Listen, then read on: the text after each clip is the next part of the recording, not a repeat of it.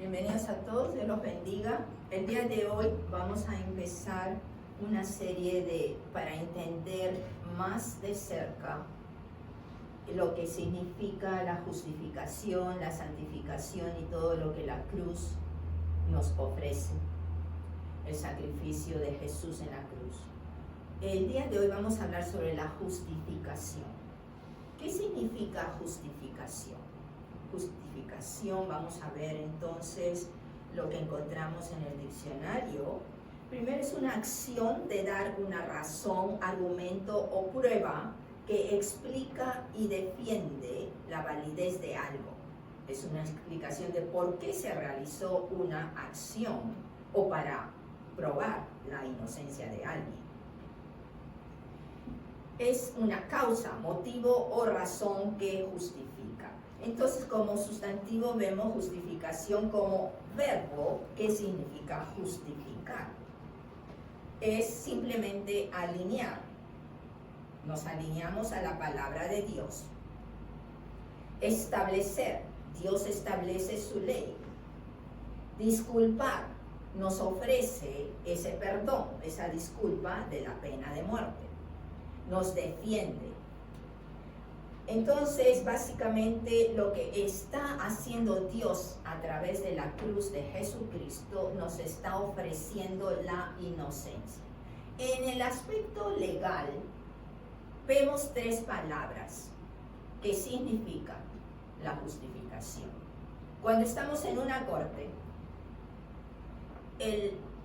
los jueces, o el jurado, mejor dicho, van a dictaminar si el acusado es culpable, no es culpable o es inocente. Son tres términos. El primero sería culpable, que hay pruebas suficientes para condenarlo, acusarlo y probar de que sí fue el que realizó aquel acto por el que lo condenan. El no culpable nos da ciertas pruebas, pero no suficientes como para condenarlo. Necesitan pruebas más fuertes, más grandes, más directas. Y la última sería la inocencia, el ser declarado inocente. Quiere decir que no hay culpabilidad alguna probada.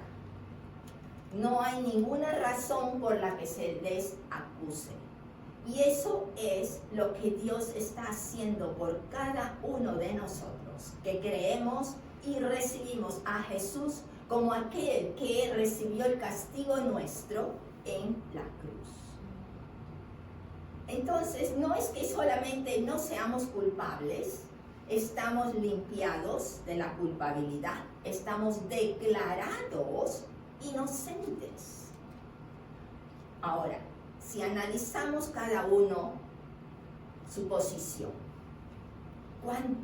¿cuánto podemos decir que somos inocentes realmente? Como nos dice la palabra, no hay uno solo que sea limpio, que sea inocente, excepto de Jesús, que tomó el cuerpo como un humano, no siendo 100% el estado pecaminoso de un humano. Él era limpio porque no tenía pecado en él. Entonces parecía apariencia de un humano. Pero él era 100% humano en el sentido de que tenía emociones, en el sentido de lo que nos ha enseñado. Por eso es conocido como maestro. Es nuestro maestro porque ha seguido en esta vida un camino para que nosotros, y demostrar que nosotros también podemos seguirlo. Ese camino que es angosto, ese camino que es difícil, en donde nos balanceamos a veces como una cuerda floja, pero no es imposible con Él, porque Él lo caminó y ahora Él es el que nos sostiene para caminarlo, pero no con nuestro propio esfuerzo, no con nuestra propia sabiduría o inteligencia. Por eso es que dice que Él viene a anular a aquellos que se creen muy sabios, aquellos que creen estar sobre otros. Porque el único que realmente nos da la sabiduría es Dios. Aquel que es humilde, Él lo va a exaltar. Y aquel que se exalta por sí solo, Él lo va a humillar. Leamos el Salmo 14, del versos del 1 al 3. ¿Y qué es lo que nos dice? Dice el necio en su corazón, no hay Dios. Se han corrompido, hacen obras abominables. No hay quien haga el bien. El verso 2.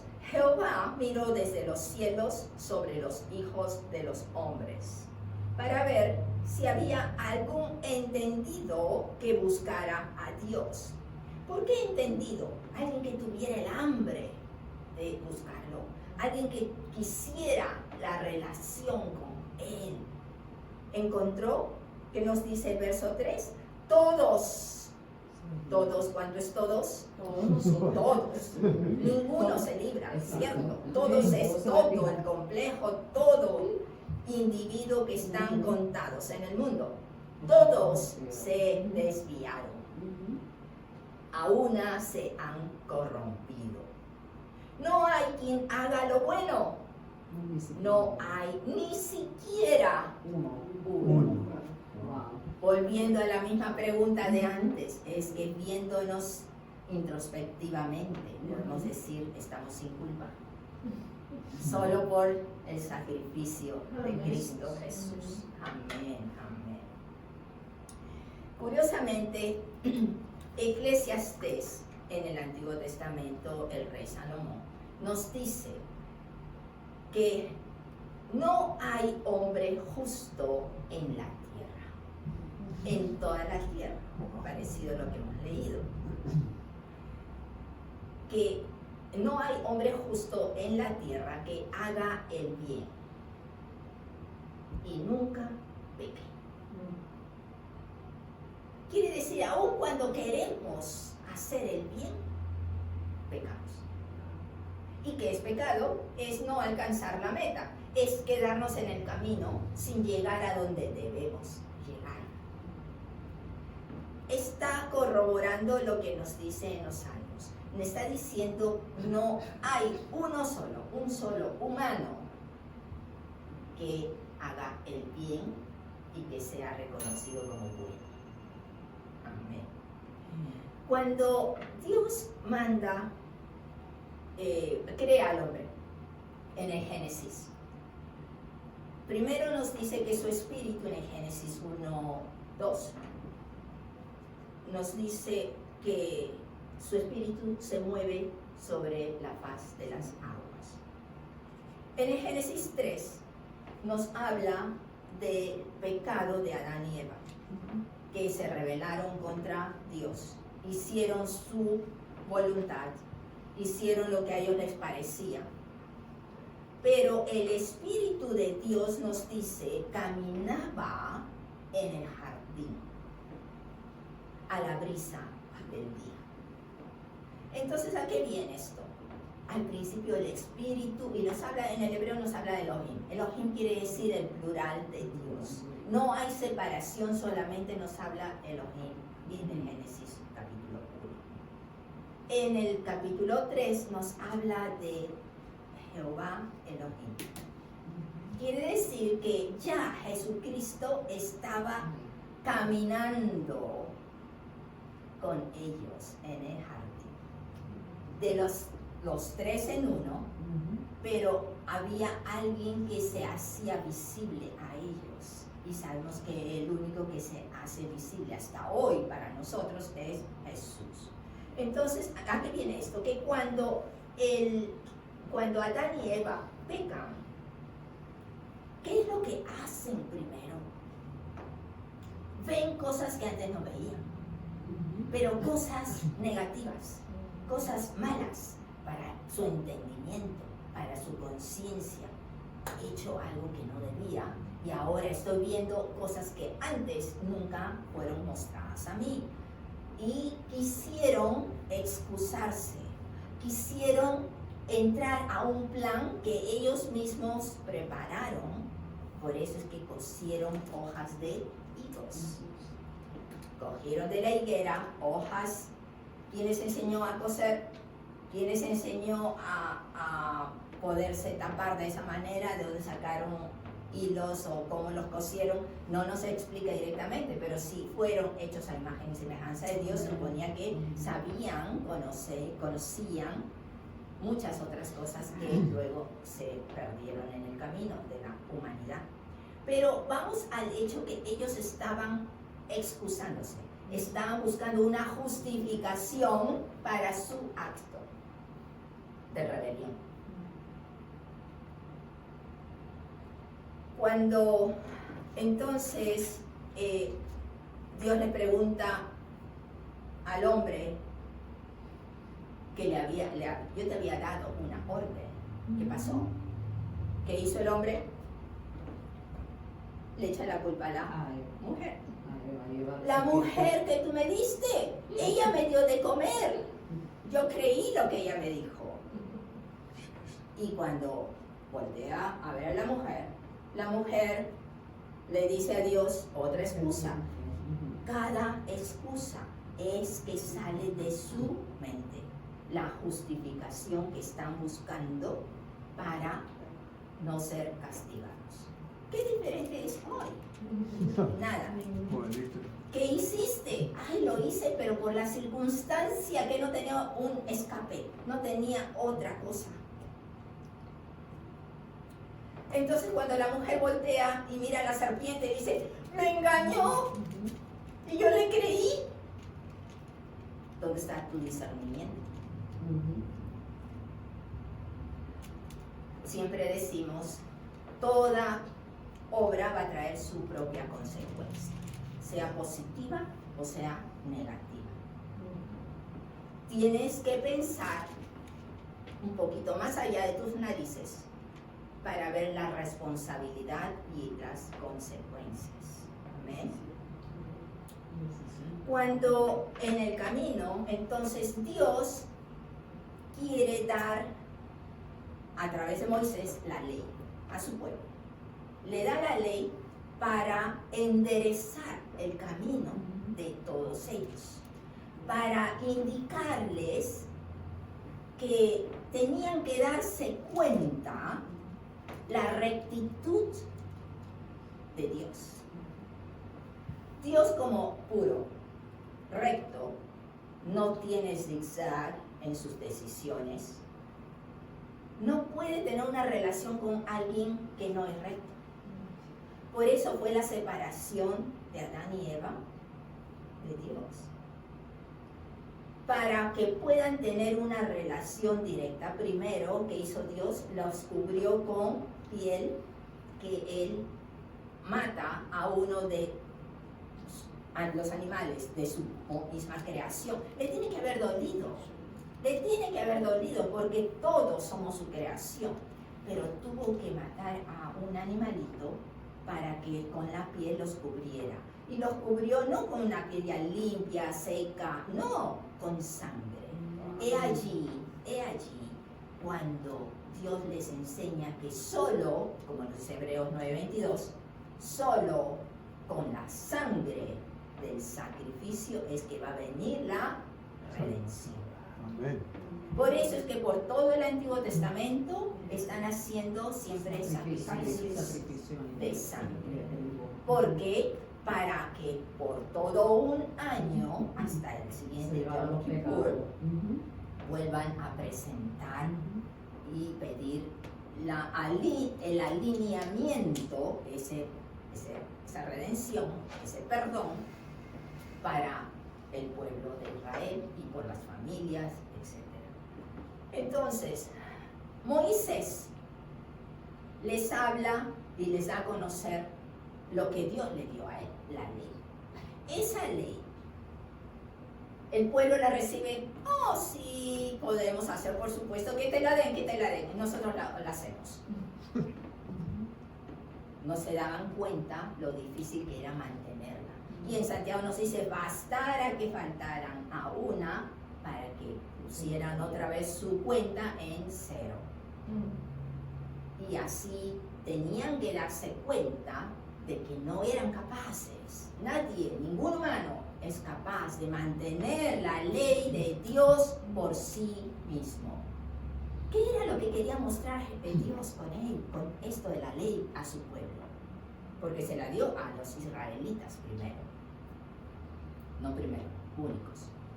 Que luego los otros pueblos aledaños empezaron a tomarla para ellos, a copiarla. Pero se las dio para su pueblo escogido. Entonces, con esa ley quería Dios que se diera cada uno en su corazón, se dieran cuenta que necesitan un Salvador. Que necesitan, date cuenta que eres pecador y que no puedes salir de tu estado de pecado sin la ayuda de alguien más. Alguien. Esa ayuda, por mientras, en todo el Antiguo Testamento, iba a ser la ley. La ley por los sacrificios, la ley que requería cumplir muchas obras. Tenían que hacerlo. Pero las cumplían a medias, las cumplían, como decía Jesús, criticaba a los fariseos, hipócritas. Les dice al pueblo, haz lo que te enseñan, pero no hagas lo que ellos hacen. Moisés, cuando estaba recibiendo la ley la primera vez, Dios lo manda de regreso porque el pueblo se estaba desviando. ¿Qué hicieron? Construyeron un ídolo en oro, con todas las joyas y el oro que habían sacado de Egipto. Fue el becerro, el famoso becerro de oro, que lo empezaron a adorar. Y Dios le manda de regreso a Moisés para que enderezca a ese pueblo. Cuando obviamente Moisés se enoja, los requinta, rompe la estatua de oro, y le dice, voy a subir a interceder por ustedes ante Dios, a ver si los perdona. Él entonces puso esa excusa. Él fue como intercesor, a buscar una justificación del pueblo para que Dios no los aniquile. Al punto de decirle a Dios que si no los perdonaba, entonces quita mi nombre de tu libro, del libro de la vida. Como líder de haber sacado a todo el pueblo de Egipto de la esclavitud, quería interceder a favor de ellos. Pero realmente Dios es el único que sabe y que ve los corazones, ve las actitudes de cada uno, el porqué de las cosas que decimos, que vemos, que hablamos, que oímos. Él tiene un estándar hoy en día también para cada uno de nosotros y está escrito en su palabra. Y eso es lo que vamos a ver más adelante sobre la santificación, el modo de vivir para Él. Pero Jesús nos justifica ante Dios Padre. Pero a toda la humanidad, no, solo a aquel que lo ha recibido, solo a aquel que lo busca, solo aquel que lo ha hecho Señor de su vida y deja que el Espíritu Santo, porque a través de recibirlo a Él, el sacrificio, el Espíritu de Dios, como nos dice en Juan, que va a venir el Padre y el Hijo, van a habitar en nuestros corazones. Ahora te pregunto, si tú no eres limpio, ¿quiere decir que tu cuerpo va a ser realmente el templo de Dios? Y si no es el templo de Dios, ¿puede recibir el Espíritu de Dios? El Espíritu no va a vivir ahí, no va a entrar ahí. Aunque tú lo creas, aunque tú vivas engañado. Pero el Espíritu no se va a manifestar en tu vida y ahí te vas a dar cuenta. Cuando no se manifiesta es porque no está, no ha entrado. No ha entrado porque tu vida no está alineada, recta, como lo quiere Dios. Esa rectitud, ese camino recto, que no vas a estar como un borrachito que te zigzagueas, que no vas a estar dándote vueltas y regresando al mismo punto de inicio. Ese camino solamente lo podemos dar paso a paso con Jesucristo. Como nos dice Isaías 28, mandamiento tras mandamiento, línea tras línea, un poquito aquí, un poquito allá, uno a la vez. ¿Por qué? Porque las cosas que nos da a conocer el Señor abre nuestro entendimiento y lo recibimos es de acuerdo a nuestra preparación, a nuestro camino.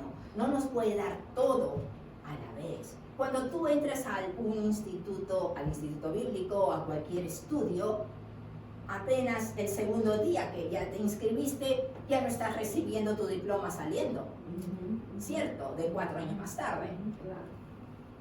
Es un tiempo de aprendizaje, es un tiempo de preparación, es un tiempo que se necesita en desarrollar, recibir el Espíritu y desarrollarnos en el camino espiritual, la vida espiritual que llevamos en este mundo material, pero somos espirituales por la gracia de Dios. Aquel que ama al Señor. En Marcos 10, 17, y vayamos rápidamente allí, el Evangelio de Marcos 10, a Jesús le preguntan, 17 al 20, vamos a leer. Nos dice, al salir Jesús está hablando, para seguir su camino, vino un hombre, corriendo, un muchacho, hincándose de rodillas delante de él, le pregunta, Maestro bueno, ¿qué haré para heredar la vida eterna? Y Jesús le dijo en el verso 18, ¿por qué me llamas bueno? Ninguno hay bueno, sino solo uno, Dios. Y eso lo hemos visto ya en 2 otras escrituras. Los mandamientos sabes en el verso 19. No adulteres, no mates, no hurtes, no digas falso testimonio, no defraudes, honra a tu padre y a tu madre. Y en el 20, él entonces, respondiendo, le dijo, Maestro, todo esto lo he guardado desde mi juventud. ¿Qué está diciendo? Oh, ya, eso lo conozco, lo he estudiado, me lo enseñaron, lo he aplicado en mi vida, no falto a ninguna de las reglas, soy perfecto. Se está justificando, está presentando su propia perfección, cuando desde el Antiguo Testamento nos muestra que no hay ninguno solo perfecto. No nos engañemos, hermanos, no nos engañemos. Aun cuando creemos que hacemos cosas buenas, presentémoslo en oración al Señor. Señor, glorifícate, que esto sea para tu gloria, que sea para dar a conocer de ti el amor que tú ofreces a través de mis manos, a través de las cosas que puedo ofrecer, que puedo hacer. Glorifícate en cada acto.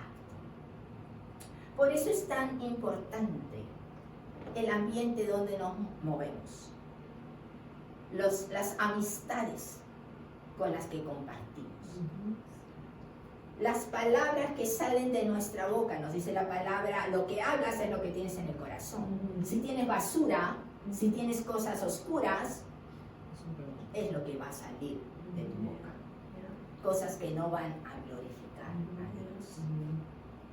Las cosas que oímos, ¿qué tipo de noticias escuchamos? ¿A qué le prestamos atención?